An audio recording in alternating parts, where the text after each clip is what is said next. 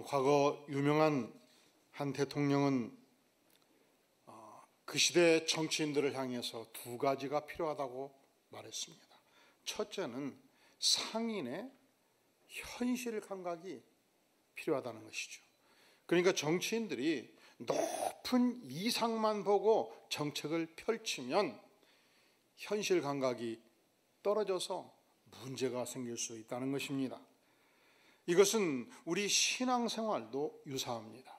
우리가 두 발을 땅에 딛고 걸으면서 신앙생활하지 않습니까? 그래서 매일매일 씩씩하게 두 발을 땅에 딛고 어떻게 잘 걸어갈 것인가, 신앙의 기초적인 ABC를 우리가 지난 열흘간 함께 읽고 묵상하고 공동체 전체로 캠페인을 진행한 것입니다. 어떻게 믿어야 제대로 믿는가? 어떻게 성경을 매일 읽어야 될 것인가? 어떻게 기도할까? 따라해 볼까요? 어떻게 기도할까? 믿으면 다 기도하잖아요. 근데 놀랍게도 그럴 수 있어요. 참 예수 믿고 1년간은 굉장히 긴장해서 열심히 기도를 했는데 한 20년간 신앙생활하면서 눈 뜨면 그냥 주일이 되니까 성경 들고 예배 드리고 또 왜 이렇게 일주일이 빨리 가? 사업하고 일 바쁘고 그리고 한 20년 신앙생활 했는데 급할 때 좀 기도하고 가만히 생각하니까 꼭 하나님이 불자동차 같아. 불 안 날 때 편할 때 기도 별로 안 하고 불 좀 나면 불자동차 불러대고 내가 기도 생활을 제대로 안 했다 싶단 말이죠. 그러니까 연륜이 깊으면 다 저절로 기도가 나오고 연륜이 깊으면 저절로 다 봉사가 되고 이게 아니에요. 매일매일 우리가 두 발을 땅에 딛고 기도하고 성경 읽고 제대로 믿고 예배하고 하나하나 우리가 점검을 한 것입니다. 따라해 볼까요? 어떻게 유혹을 이길까? 도처에 지뢰밭이잖아요. 어떻게 우리가 유혹을 이기냐? 제가 이 국가적 재난 사태를 당해서 이 국가와 민족을 위해서 우리 전교인이 저와 함께 기도해야 쓰겠다는 생각을 했어요. 기도해야 되겠다. 그리고 여야를 막론하고 기도하다 보니까 그 윤석열 대통령 속마음도 내가 잊게 됐어요. 국정을 좀 제대로 펼쳐보고 싶은데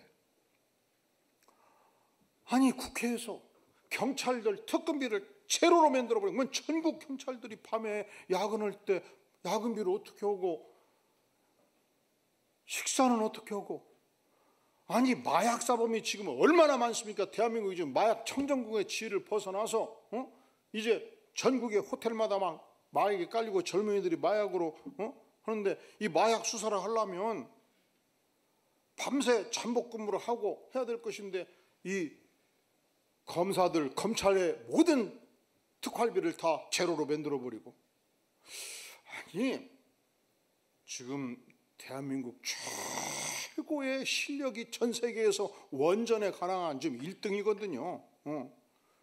그래서 겨우 지난 2년 동안에 이 원전 생태계를 지금 복원해 가는데 이 600억 원전 건설을 위한 비용을 다 깎아서 제로로 만들어버리고 이거 완전히 그냥 밧줄로 온몸을 묶어 놓으니까 이게 살 수가 없네. 정치를 할 수가 없고 국정을 이끌어갈 수가 없고 여기서 확 유혹에 빠진 거예요.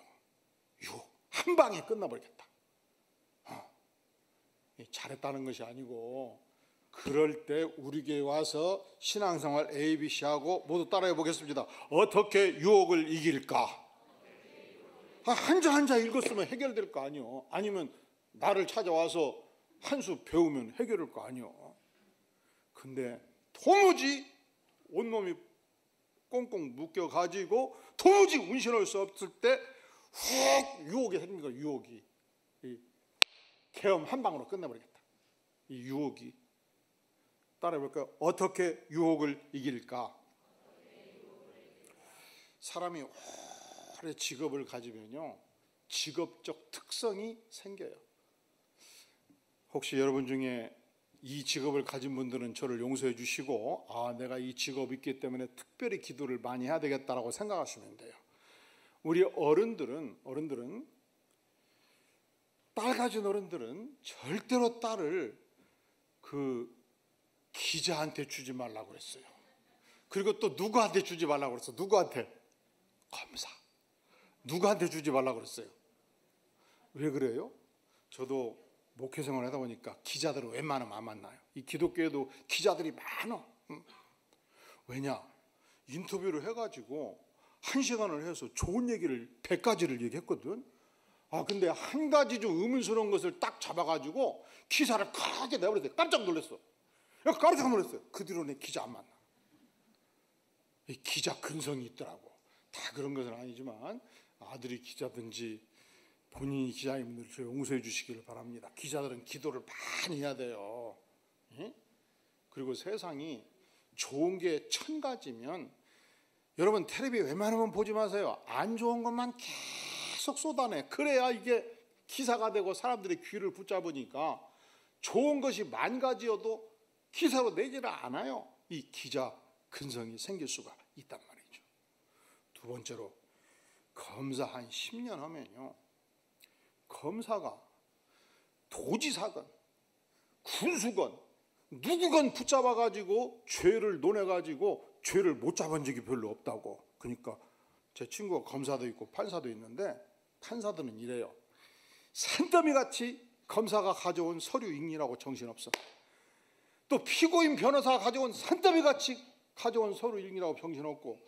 근데 검사가 가져온 서류를 읽다 보면 이 자식 진짜 사형 때려야 되겠다, 죄가 많다 생각했거든요. 피고인이 가져온 거 읽어보니까 아이고 불쌍하네, 죄 주면 안 되겠네.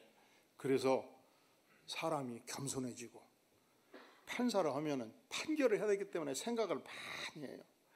검사가 되면 이 녀석 못됐다고 한번 잡아 촉치기 시작하면은 안 나오면 보니까 삼촌이 1000억대 기업을 가지고 있으니까 혹시라도 삼촌한테 돈 100만 원 보낸 거 있으면 계좌 추적해서 삼촌 거 다 뒤져버리고 다 뒤져가지고 죄를 엎어치고 뒤집어 놓으니까 나올 때까지 조사를 한단 말이지. 그러니까 김 목사, 내가 너도 한번 뒤져볼 거냐? 이런다니까 이 녀석들이.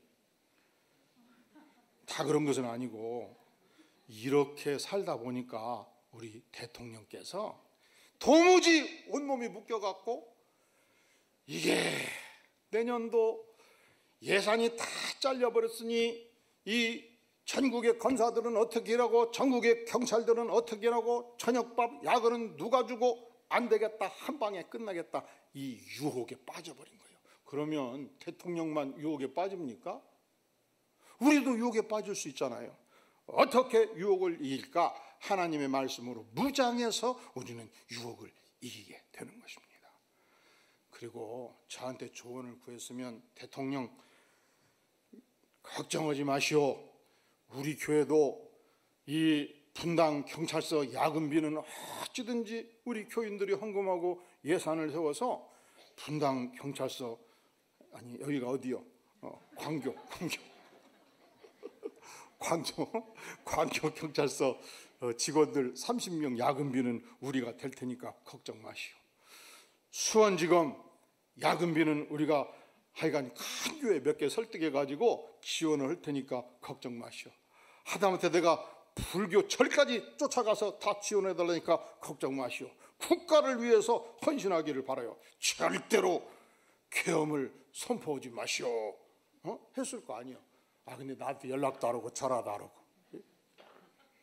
그러다 보니까 양 전 세계를 깜짝 놀라게 유혹에 빠져가지고 죄를 지켜야 되지 않습니까? 그러면 대통령만 유혹에 빠지나요? 우리도 유혹에 빠지잖아요.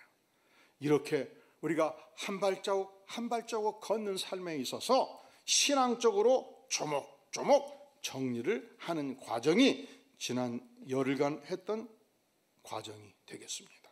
두 번째, 우리가 신앙생활 함에 있어서 매일매일 걸을 뿐만 아니라 앞을 향해서, 하늘을 향해서 하나님이 내게 주신 인생의 비전을 향해서 바라보고 나가야 될 것이 아닙니까?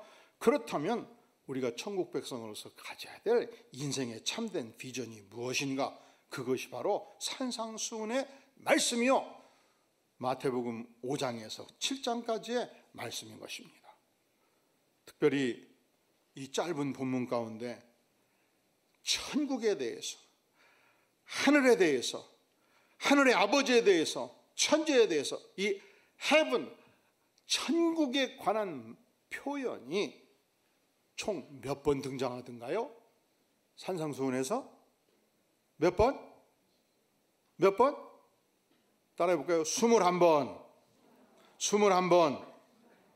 그러니까 우리가 천국에 속한 백성이 되면, 하늘에 속한 백성이 되면 하늘의 아버지를 나의 아버지로 모시고 사는 하나님의 백성이 되면 어떤 표준의 삶을 살아야 될 것인가? 그 표준이 결코 평범한 사람들과 같을 수가 없다는 것입니다. 인도의 유명한 암베드 카르 박사가 있습니다. 이분은 인도 천민 출신이었습니다. 인도는 지금도 이 카스트제도가 있어가지고 천민들은 고위 공직자가 될 수가 없는 아주 이상한 사회입니다. 그런데 그가 이 노예 취급을 받고 살다가 서방 세계로 나가서 미국 그 유명한 컬럼비아 대학에서 경제학 석박사를 했습니다. 영국에 건너가서 영국 런던 대학에서 다시 법학을 공부해서 석박사를 취득하고 영국 변호사가 되었습니다. 그는 이 서방 세계에서 살면서 끊임없이 내가 어떻게 이 헐벗고 굶주린 인도 사회를 개혁할 것인가 꿈을 안고 준비하고 있었습니다. 그런데 인도가 종교적으로 굉장히 낙후됐다고 생각했기 때문에 기독교의 희망을 가지고 수많은 기독교인의 삶을 연구하기 시작을 했습니다. 그런데 불행하게도 그의 결론은 이렇습니다. 기독교인들의 삶을 자세히 관찰한 결과 사람을 변화시키는 생명력이 저들에게 없다. 기독교인도 인간이다. 위선과 평범 속에 놀랍게도 희망을 볼 수 없었다.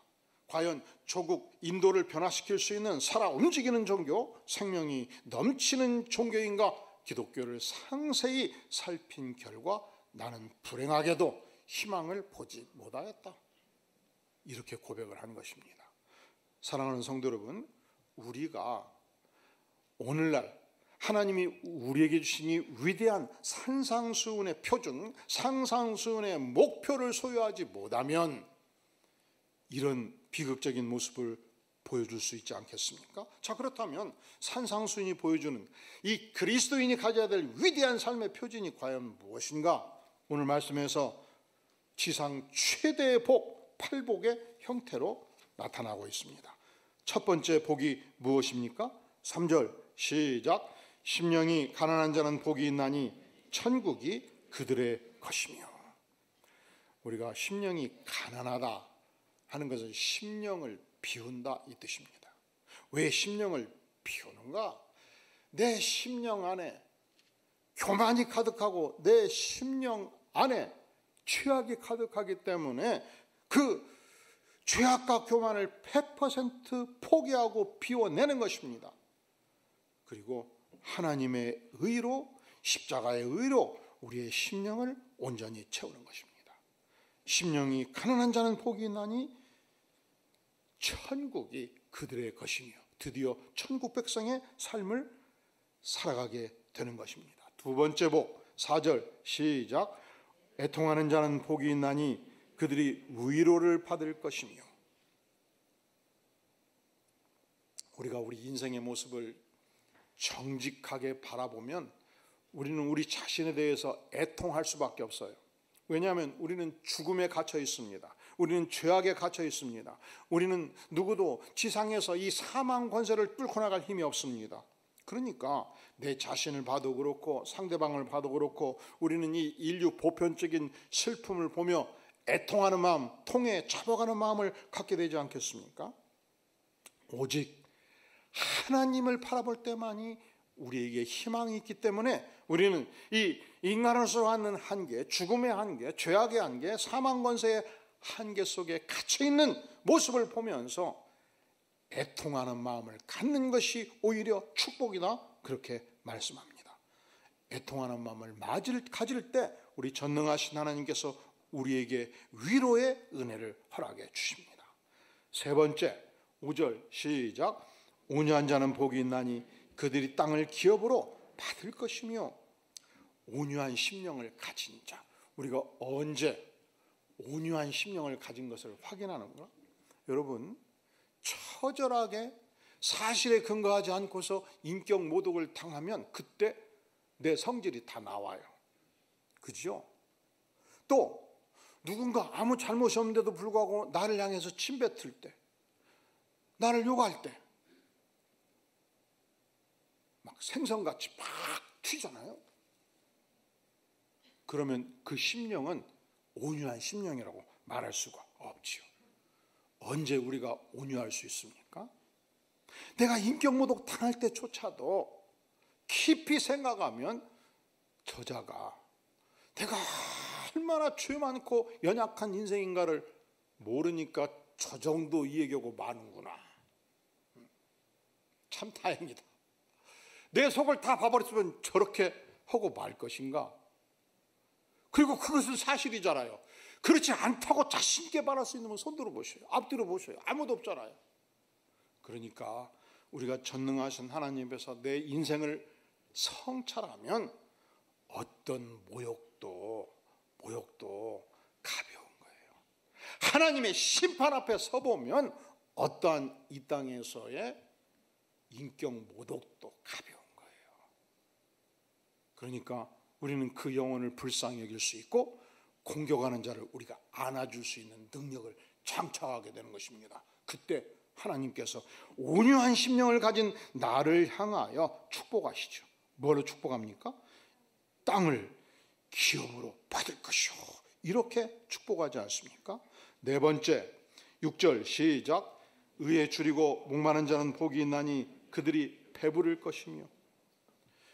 우리가 의에 줄인다는 것은 우리 내면 세계 안에 하나님의 의가 없다는 것을 알기 때문에 그렇습니다. 우리 내면 세계 안에 위선이 있고 거짓이 있고 교만이 있고 쓰레기 같은 의가 있기 때문에 이 모든 것을 다 비우면서 하나님 내 안에 타는 목마름으로 하나님의 위대한 의로, 하나님의 거룩한 의로 내 심령을 채워달라고 기도할 때 우리는 의에 줄이고 목마른 자가 되지 않습니까? 그때 하나님께서 배부름을 주시겠다 말씀합니다.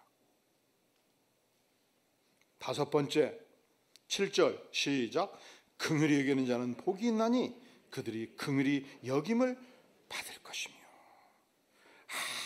아무리 세상에서 큰 죄를 지은 자가 있다 할지라도 그 자의 영혼을 불쌍히 여기는 마음, 용서하는 마음, 긍휼히 여기는 마음을 가지면 그 영혼이 복되다 말씀하는 것입니다. 여섯 번째, 8절입니다. 시작. 마음이 청결한 자는 복이 있나니 그들이 하나님을 볼 것이며. 이 우리가 산중 깊숙이 들어가면 계곡에서 흐르는 물을 보면 진짜 깨끗하죠. 그 더운 여름철 그 깨끗한 물에 손을 넣어서 물 한 모금 마시면 얼마나 오장육부가 시원합니까? 마치 그와 같이 우리 마음이 청결한 자, 결코 교활하지 아니한 자, 결코 더럽혀지지 아니한 마음을 가진 자, 어떤 경우에도 모략이나 음모를 꾸미지 아니하는 자, 하나님의 특별한 은혜로 마음의 청결을 가진 자가 놀랍게도 복받은 자요, 하나님을 직접 볼 것이라 말씀하지 않습니까? 일곱 번째, 9절 시작. 화평하게 하는 자는 복이 있나니 그들이 하나님의 아들이라 일컬음을 받을 것이며. 화평하게 하는 자, 세상은 자세히 보면 두 종류의 인물이 있어요. 그가 가면요, 그렇게 7, 8명 행복하게 지내던 집단이 막 깨지고, 여기 가서 이 말하고 저기 가서 저 말을 옮겨놔가지고 막 질투 시기하고, 그래서 그렇게 평화롭던 가족이 고통 가운데 들어가고, 그렇게 평화롭던 가정이 어떤 집이 이사하고 난 뒤로부터 막 문제가 생겨요. 그러니까 아무나 옛말에 며느리를 받지 말라고 그랬잖아. 응? 며느리 한번 잘못 들으면 집안 망한다고 그러잖아요. 그냥 신우이 들고 앉아가지고 3시간 대화하더니 완전히 난리가 나버리기도 하고, 그 며느리가 그냥 한번 스쳐갔다 하면 막 튀순서번이라고 그냥 시아버지가 죽을 똥을 싸. 반대로 요즘 시대 그렇게 말하면 안 된다고 그러더라고. 사이가 잘못 들으면 큰일 난 거야. 중요하다니까. 그러니까 우리는 결국은 둘 중에 하나라니까. 트러블 메이커가 되느냐, 피스 메이커가 되느냐. 우리 안디옥 성도들은 어디를 가든지 언제든지 피스 메이커가 되시기를 주의 이름으로 축원합니다. 그러면 그렇게 분열이 있고 시기 질 수 있던 그룹도 우리 안디옥 교회 성도가 가더니 수습이 돼가지고 헤헤 호호 하하 행복한 삶을 살더라. 이 축복이 넘치는 자, 화평하게 하는 자는 복이 있나니 그들이 하나님의 아들이라 일컬음을 받을 것이며 말씀합니다. 자, 팔복의 마지막 복 10절 시작. 의를 위하여 박해를 받는 자는 복이 있나니 천국이 그들의 것임이라.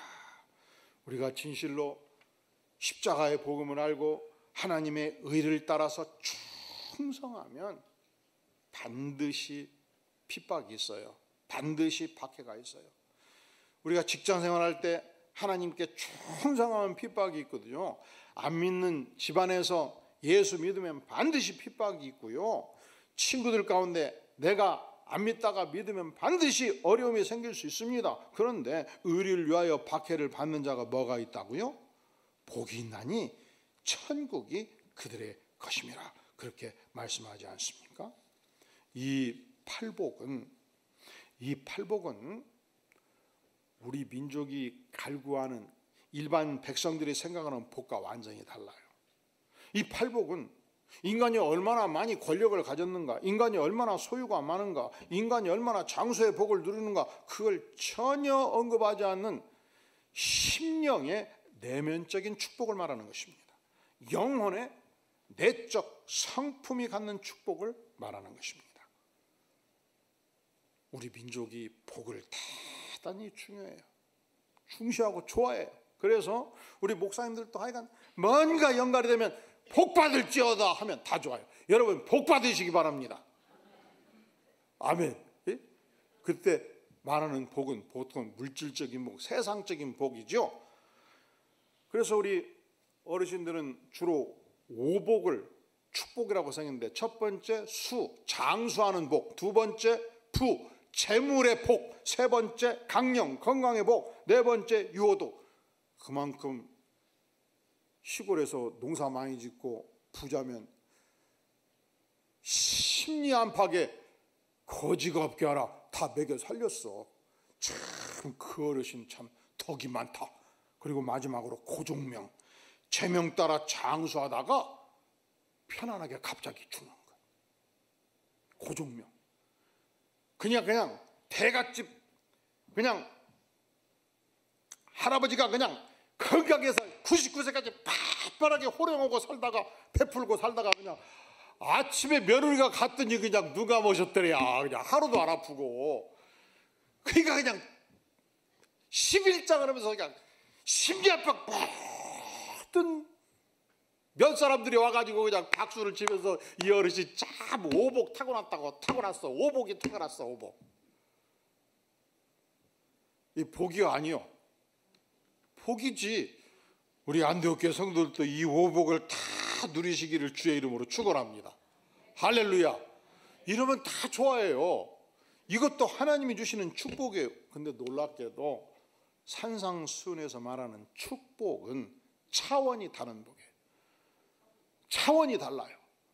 오복도 축복이에요. 이것도 하나님이 주셔요. 그러나 팔복은 새로운 차원의 복이에요. 그것은 우리가 단지 자연인으로 이 땅에 태어났기 때문에 얻을 수 있는 복이 결코 아닙니다. 이것은 십자가의 복음으로 구원받은 천국 백성만이 누리는 위대한 성품의 복입니다.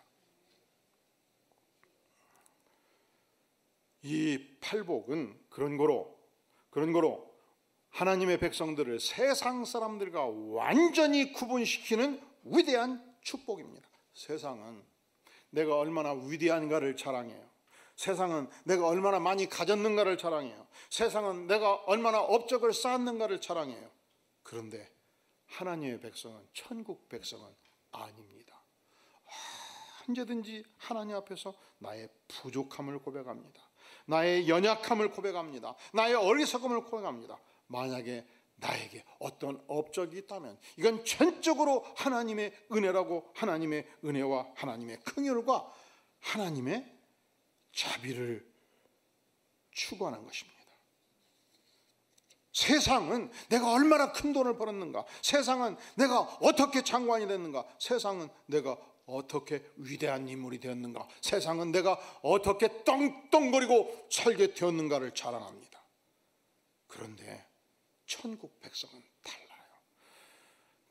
나는 죄 많은 인생인데 내가 하나님의 은혜로 어떻게 천국 백성이 되었는가, 그것을 자랑하게 되는 것입니다. 오늘날 터키의 북부지역 깊숙한 곳에 갑바도기에 가보면 이 광교 도시만큼 거대한 지하 도시가 건설되어 있습니다. 워낙 예수를 믿으면 잡아 죽이고 핍박을 하니까 시리아 지역으로부터 북부까지 계속 올라간 거예요. 로마 제국의 권력이 미치지 않는 지역까지 올라간 거예요. 그들이 지상에서 살면 체포되고 죽기 때문에 이 석회암 지역에 지하를 파고 들어갔습니다. 지하 10층까지 파고 들어갔습니다. 그곳에 예배당을 건설합니다. 그곳에 화장실을 건설하고, 그곳에 각 가정마다 부엌을 건설하고, 그곳에 신학교를 건설하고, 그곳에 무덤까지 건설을 했습니다. 저들은 천국 백성으로서 이 고귀한 신앙을 지키기 위해서 무려 400년 동안 햇빛을 보지 않고 지하에서 살았습니다. 우리가 30년을 1세대로 보면 할아버지, 아들, 손자 해서 13세대가 오직 신앙을 위해서 이 고난을 견뎌낸 것입니다. 무엇 때문에 그렇게 고생을 해야만 했나요? 왜 그리 고생을 해야만 했나요? 주께서 말씀하십니다. 의를 위하여 박해를 받는 자는 복이 있나니 천국이 그들의 것임이라. 저들은 천국의 놀라운 시민으로서의 축복을 알았고 그것을 누렸던 것입니다. 그러니까 우리가 하나님의 백성으로서 누리는 이 천국 백성의 위대한 성품은 자연적으로 획득되는 것이 아니요, 천국 백성으로서 십자가의 복음을 알 때만이 형성되는 위대한 하나님의 축복인 것을 우리가 기억해야 될 것입니다. 1800년대 유명한 윌리엄 쿠싱 목사님이 있었습니다. 목회에 전념하였습니다. 교회가 엄청 부흥을 했습니다. 칭찬이 자자했습니다.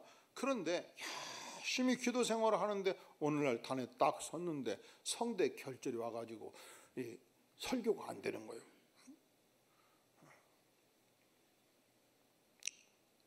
결국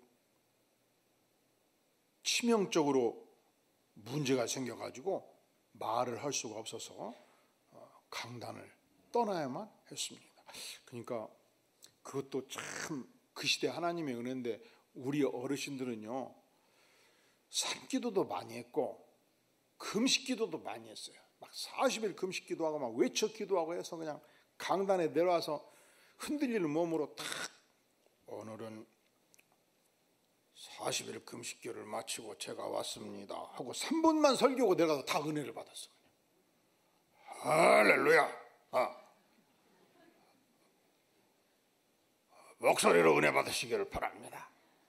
할렐루야 하면 막 목소리에서 은혜가 나갔어요.